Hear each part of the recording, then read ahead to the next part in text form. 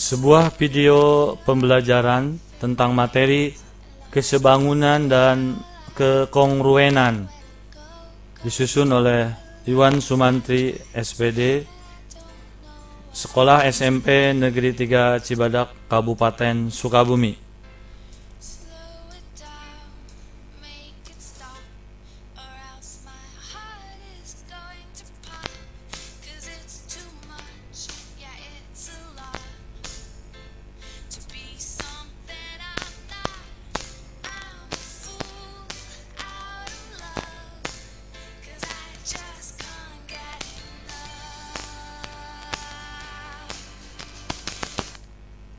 Kesebangunan dan kekongruenan.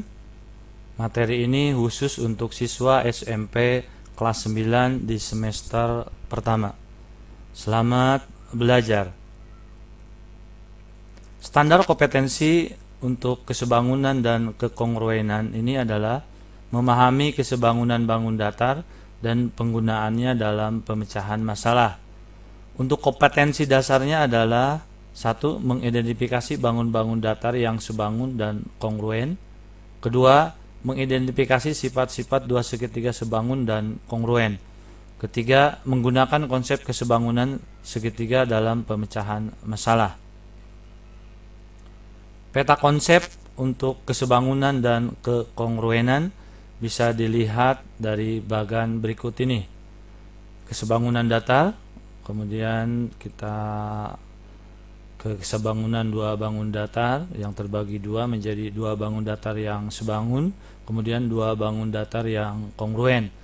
Khusus untuk dua bangun datar ini kita akan lebih berfokus kepada segitiga sebangun dan segitiga kongruen dengan sifat dan syarat-syaratnya. Perhatikan gambar atau tayangan berikut ini. Ada 6 gambar. Apa yang dapat kita simpulkan dari pasangan gambar di atas? Mana yang sebangun dan mana yang kongruen? Nah, seperti foto ini, ternyata bangun ini bangun-bangun yang sebangun. Jadi sebuah bangun datar dikatakan sebangun jika memiliki bentuk yang sama tetapi ukurannya berbeda. Sedangkan untuk yang kongruen adalah ini gambarnya. Sebuah bangun datar dikatakan kongruen jika memiliki bentuk dan ukuran yang sama.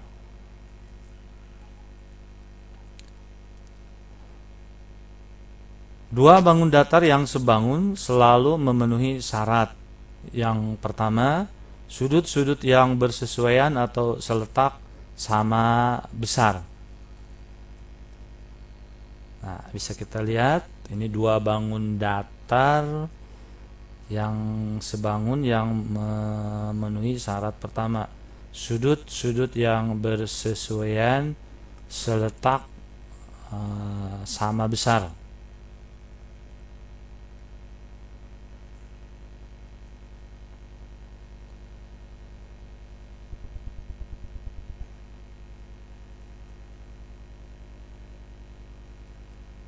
Kemudian dua bangun datar yang sebangun juga harus memenuhi syarat yang kedua, yaitu sisi-sisi yang bersesuaian seletak sebanding.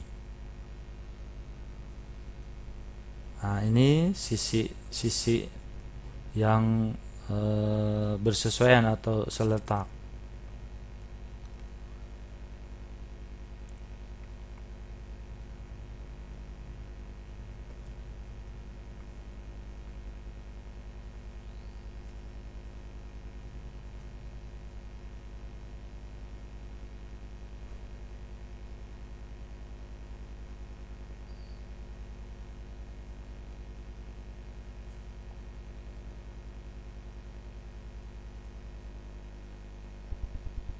Kemudian berikutnya adalah bagaimana kita lihat dua bangun datar tersebut dari sudut-sudut yang bersesuaian, yaitu sudut-sudut yang bersesuaian yang seletak harus sama besarnya.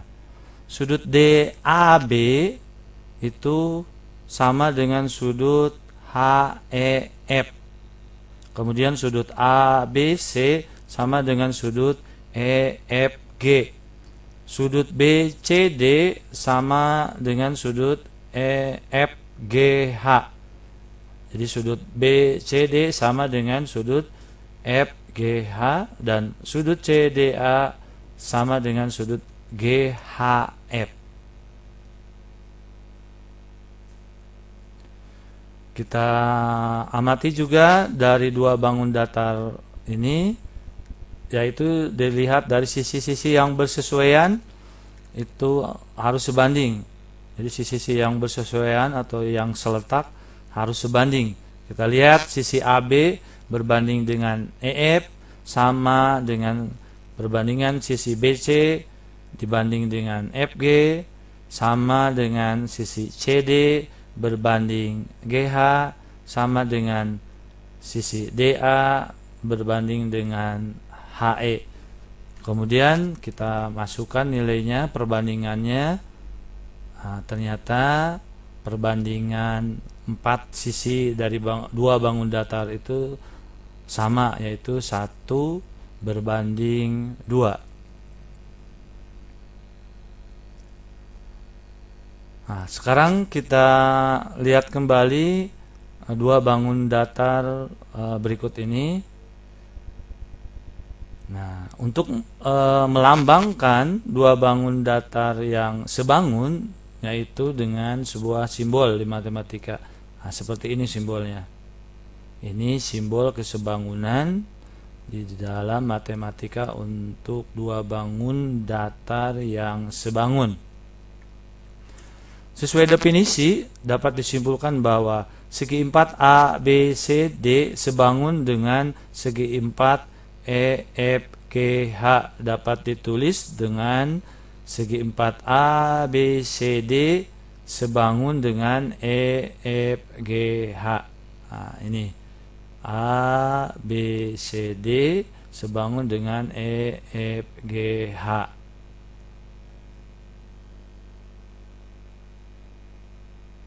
Dua bangun datar sebangun tidak terpengaruh oleh posisi kedua bangun. Kita lihat ada ilustrasi posisi dua bangun datar seperti posisi pertama, kemudian ada posisi kedua, kemudian ada posisi ketiga, dan ada posisi keempat. Nah, dua bangun datar ini dikatakan sebangun karena memenuhi dua syarat yang tadi. Selanjutnya perhatikan gambar di bawah ini. Ada sebuah segitiga A, B, C dipotong oleh garis DE. Apakah segitiga ABC sebangun dengan segitiga AEDC? Nah, itu tinggal ditentukan berdasarkan syarat-syarat yang tadi. Kita bahas sifat dua segitiga yang sebangun. Yang pertama, sisi-sisi yang bersesuaian sebanding, biasa disebut dengan SSS. Nah, ini segitiga ABC, sisi-sisinya yang bersesuaian sebanding. Sisi AB sebanding dengan DE, sisi BC sebanding dengan EF, sisi AC sebanding dengan DF. Kemudian sifat dua segitiga yang sebangun yang kedua adalah sudut-sudut yang seletak sama besar, atau bisa disebut dengan SD, SD, SD. Kita lihat bagaimana sudut-sudut yang seletak itu sama besar. Sudutnya yang satu sudah sama, kemudian yang satu lagi juga sama. Kemudian sudut yang ketiga, ternyata sama. Sudut-sudut yang seletak sama besar. Kemudian sifat 2/3 yang sebangun, yaitu satu sudut sama besar dan kedua sisi yang mengapitnya sebanding. Sekali lagi, satu sudut sama besar dan kedua sisi yang mengapitnya sebanding. Nah, ini sisi. Kemudian berikutnya syarat 2/3 kongruen. Syarat 2/3 yang kongruen, yang pertama adalah sisi yang bersesuaian sama panjang. Kemudian syarat yang kedua adalah sudut yang bersesuaian sama besarnya. Sifat 2/3 yang kongruen. Nah, lihat dari tayangan, 2/3 ini kongruen. Kalau dipindahkan saling menutupi. Kemudian lihat garisnya atau sisinya, dua sisinya lihat. Nah, ternyata kalau dipindahkan sama. Kemudian sudutnya kita lihat, ternyata sudutnya yang satu sama, kemudian sudut berikutnya juga sama, dan sudut yang ketiga untuk 2/3 tersebut bisa kita lihat. Ya, ternyata sama. Jadi sifat 2/3 yang kongruen yang tadi terpenuhi. Sifat pertama dari 2/3 yang kongruen adalah sisinya sama panjangnya. Kita lihat tayangan atau ilustrasi dari dua bangun segitiga yang kongruen.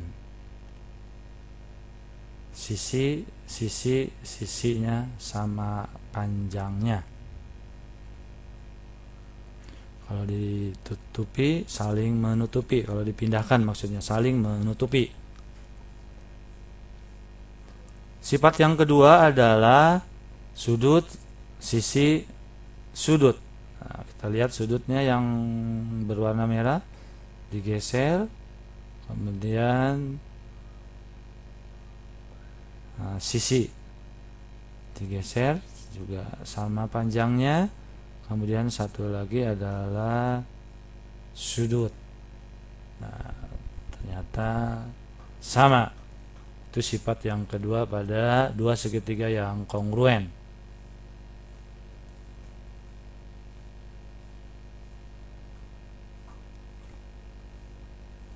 Sifat yang ketiga adalah sisi, sudut, sisi.